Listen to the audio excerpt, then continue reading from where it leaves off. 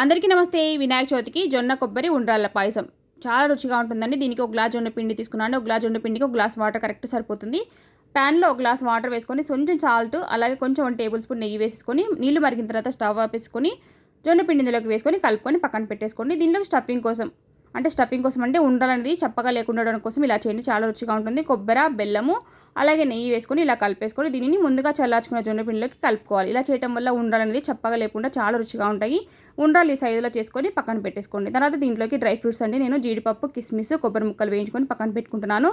ఒక half litre చిక్కటి పాలు తీసుకొని మరిగించిన తర్వాత మనం ఉండ్రాలు ఇందులోకి వేసేసుకొని తర్వాత కొంచెం 1 టేబుల్ స్పూన్ జొన్న పిండిలోకి కొంచెం వాటర్ వేసుకొని ఇలా కలుపుకొని ఇందులో కలుపుకోండి. ఇలా చేయడం వల్ల చిక్కబడుతుందన్నమాట పాయసం అనేది. అంటే లిక్విడ్ లేకుండా మంచిగా ఉంటుంది. తర్వాత డ్రై ఫ్రూట్స్ పెట్టేసుకొని దీని నుంచి స్టవ్ ఆపేసుకొని స్టవ్ ఆపుకున్న తర్వాత బెల్లం వేసేసుకోండి. ఇప్పుడు వేడికి కరిగిపోతుంది.